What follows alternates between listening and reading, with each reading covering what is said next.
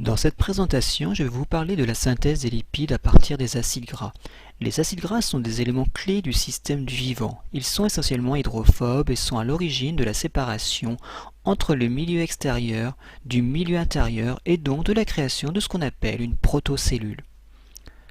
Pour cela, les acides gras sont des éléments essentiels dans la formation des molécules qu'on appelle les lipides. Les lipides sont des molécules amphiphiles, c'est-à-dire formées d'une partie hydrophobe, les acides gras, et d'une partie hydrophile, comme le glycérol. Ces lipides, à partir de leurs propriétés amphiphiles, ont la capacité de s'agréger entre eux et de former ce qu'on appelle une bicouche lipidique. Cette bicouche lipidique va constituer une barrière entre le milieu extérieur et intérieur de nos cellules. Ainsi, elle empêchera par exemple des molécules hydrophiles comme le sucre mais aussi l'eau d'entrer dans la cellule par simple diffusion. Il faut savoir que certains de ces lipides, en plus d'être des éléments de nos membranes, servent de source de stockage d'énergie. Par exemple lorsque nous sommes à jeun. Enfin, ces lipides sont ce qu'on appelle des molécules de signalisation, c'est-à-dire qu'elles permettent de renseigner les cellules sur leur environnement. Ainsi, le rôle des acides gras dans nos cellules est fortement lié à leur capacité à être intégrés dans la formation de lipides comme les triglycérides, les sphingolipides et les phospholipides.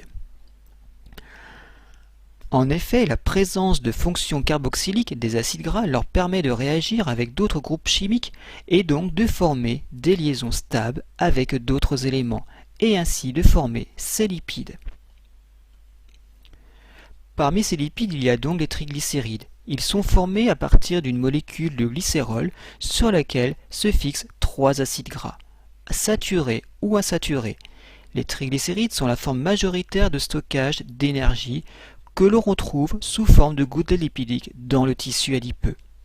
Cette réserve d'énergie est particulièrement importante lors du jeûne nocturne et permet ainsi à notre organisme de continuer à fonctionner normalement. Pour cela, notre organisme va stimuler l'hydrolyse des triglycérides et libérer les acides gras, qui seront métabolisés par la voie de la bêta-oxydation mitochondriale afin de produire de l'énergie sous forme d'ATP. La liaison entre le glycérol et un acide gras se fait au niveau d'une fonction alcool du glycérol et la fonction carboxylique de l'acide gras. Il s'agit d'une réaction d'estérification.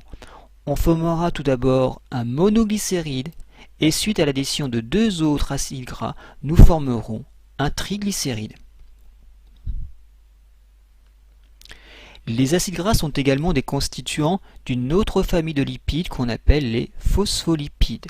Les phospholipides ont également comme squelette interne du glycérol. En revanche, celui-ci est lié uniquement à deux acides gras. Le troisième acide gras est remplacé par un groupement phosphate, d'où le nom phospholipide. Ce phosphate est lié au glycérol via une liaison ester. Sur ce phosphate peut se lier une tête polaire de nature variée, comme la choline par exemple. On parlera alors de la phosphatidylcholine. Ainsi, si l'on regarde la structure de la phosphatidylcholine, on retrouve bien deux acides gras sur les deux premiers carbones du glycérol. Sur le troisième carbone, on retrouve le groupement phosphate attaché à la choline. Il faut savoir qu'il y a d'autres têtes polaires capables de se lier à ce phosphate. Il s'agit de l'éthanolamine, le glycérol, l'inositol et la sérine. Ces phospholipides sont des constituants majoritaires de nos membranes. Par leurs propriétés amphiphiles, effectivement, ils sont capables de créer des barrières pour former ces bicouches membranaires et donc donner naissance à une cellule. De plus, ils peuvent être modifiés en réponse à des signaux extracellulaires. Ceci engendrera la production d'un messager intracellulaire qui permettra à la cellule de s'adapter à son environnement. Il s'agit en particulier du phosphatidylinositol 4,5-biphosphate, encore appelé PIP2. Lors de son hydrolyse, le PIP2 donnera naissance à deux seconds messagers, l'inositol triphosphate et le diacylglycérol. Les acides gras peuvent également rentrer dans la composition des sphingolipides. Ces derniers sont formés à partir de la sphingosine, dont la terminologie est liée à celle du sphinx d'Égypte. En effet, le caractère énigmatique de la structure de ces lipides au moment de leur découverte a poussé à nommer ces molécules des sphingolipides. La sphingosine est en fait un alcool aminé à longue chaîne. Elle possède 18 carbones, une double liaison et une fonction amine et 2 fonctions alcool. C'est sur cette fonction amine que vient se greffer les acides gras, via une liaison amide pour donner naissance aux céramides. Les groupements hydroxyles de la sphingosine peuvent être également modifiés et dans ce cas-là, on donnera naissance à 2 sphingolipides complexes appelés sphingomyéline et glycosphingolipides. La sphingomyéline, qui est un lipide majeur de nos membranes cellulaires, est donc composée d'un céramide auquel on lui a rattaché un groupement phosphocholine. Il est à noter que l'ensemble des sphingolipides, comme les phospholipides, jouent également un rôle majeur dans la formation de nos membranes et dans la transduction de signaux extracellulaires.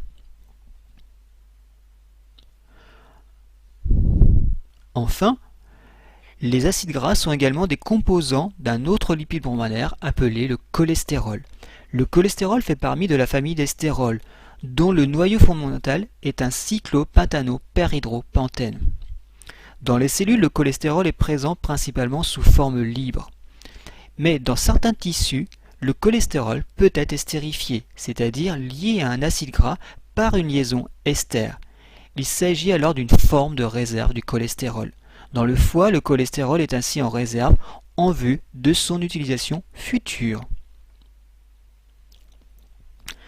Enfin, il apparaît donc que les lipides sont bien sûr des molécules amphiphiles qui, dans un milieu aqueux, auront tendance à se rassembler, à s'agréger.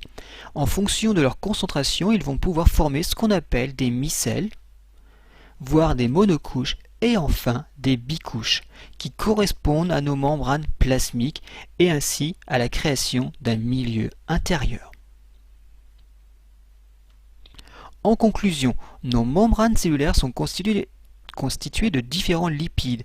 Il faut savoir que la nature et donc la structure des acides gras constituant ces lipides membranaires va jouer un rôle important sur la fluidité de la membrane. La présence de cholestérol sera un élément également important dans la régulation de cette fluidité.